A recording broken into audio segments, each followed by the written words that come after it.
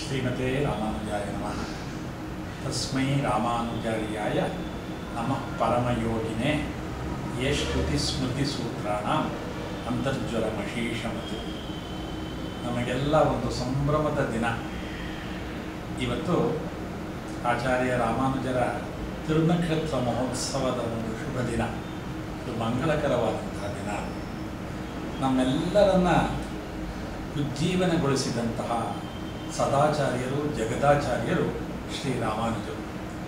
1000 ವರ್ಷಗಳ ಹಿಂದೆ ಶ್ರೀರಾಮಾನುಜರು ತಮಿಳುನಾಡಿನ ಶ್ರೀಪೆರಂಬೂರಿನಲ್ಲಿ ಅವತಾರ ಮಾಡಿ ಅಲ್ಲಿಂದ ಅವರು ಕಾಂಚೀಪುರಕ್ಕೆ ದಯಮಾಡಿಸಿ ಅಲ್ಲಿ ತಮ್ಮ ವಿದ್ಯಾಭ್ಯಾಸವನ್ನು ಮುಂದುವರಿಸಿ ಅಪಾರ ಪಾಂಡಿತ್ಯವನ್ನು ಪಡೆದು ತಮ್ಮೆಲ್ಲ ಜೀವನವನ್ನು ಈ ಶ್ರೀವೈಷ್ಣವ ಸಂಪ್ರದಾಯಕ್ಕೆ ಅರ್ಪಿಸಿಕೊಂಡು ಆಚಾರ್ಯರಾದಂತಹ ಸಂತರು ಶ್ರೀರಾಮಾನುಜರು.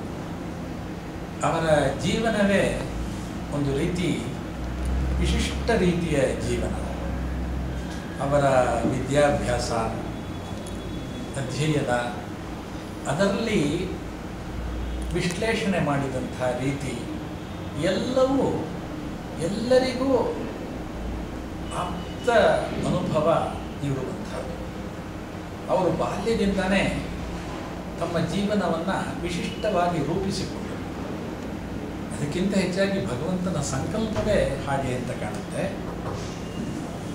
ಇಡೀ ಸಮಾಜದ ಸರ್ವತೋಮುಖ ಅಭಿವೃದ್ಧಿಗೆ, ಸಮಾಜದ ಎಲ್ಲರ ಶ್ರೇಯಸ್ಸಿಗಾಗಿ ತಮ್ಮ ಸಿದ್ಧಾಂತವನ್ನು ರೂಪಿಸಿಕೊಂಡಂತಹ ಜಗದಾಚಾರ್ಯರು ಶ್ರೀರಾಮಾನುಜರು.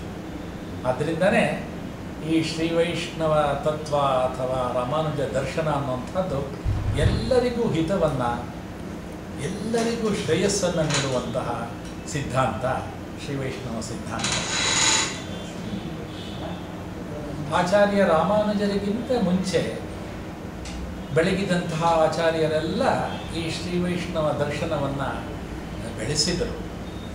ಆದರೆ ರಾಮಾನುಜರ ಕಾಲದಲ್ಲಿ ಇದಕ್ಕೆ ರಾಮಾನುಜ ದರ್ಶನ, ಅಂಬೆರುಮಾನಾರ್ ದರ್ಶನ ಅಂತ ಸಾಕ್ಷಾತ್ ರಂಗನಾಥನೇ ಕರೆದ.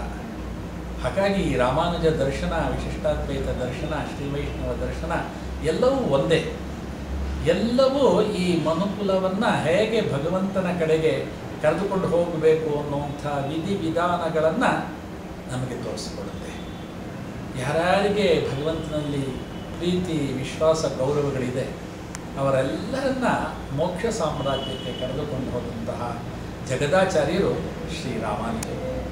ಶ್ರೀರಾಮಾನುಜರ ಜೀವನ, ಸಂದೇಶ ಎಲ್ಲವೂ ಸಾರ್ವಕಾಲಿಕವಾದಂಥದ್ದು. ಯಾರು ಬೇಕೋ ರಾಮಾನುಜರನ್ನು ಆಶ್ರಯಿಸಬಹುದು, ಯಾರು ಬೇಕೋ ರಾಮಾನುಜರನ್ನು ಆರಾಧನೆ ಮಾಡಬಹುದು, ಪೂಜಿಸಬಹುದು. ಅಂತಹ ಜಗದಾಚಾರ್ಯರ ಸಹಸ್ರಮಾನ ವರ್ಷ 2017ಕ್ಕೆ ಬರ್ತಾ ಇದೆ. ನಮ್ಮ ಶ್ರೀ ಯದಗಿರಿ ಯತಿರಾಜ್ ಮಠ ಹಲವಾರು ಕಾರ್ಯಕ್ರಮಗಳನ್ನು ರೂಪಿಸಿಕೊಂಡು ಸಾಮಾನ್ಯರ ಬದುಕಿನ ಹತ್ತಿರಕ್ಕೆ ಆಚಾರ್ಯ ರಾಮಾನುಜರನ್ನು ತಲುಪಿಸುವಂತಹ ಅನೇಕ ಕಾರ್ಯಕ್ರಮಗಳನ್ನು ನಾವು ರೂಪಿಸಿಕೊಂಡಿದ್ದೇವೆ. ರಾಮಾನುಜ ದರ್ಶನ ಅಂದರೆ ಇದು ಎಲ್ಲರ ಶ್ರೇಯಸ್ಸಿನ ಹಾದಿಯನ್ನು ತೋರಿಸುವಂಥದ್ದು ಅಂತ ಹಿರಿಯರ ಅಭಿಪ್ರಾಯ.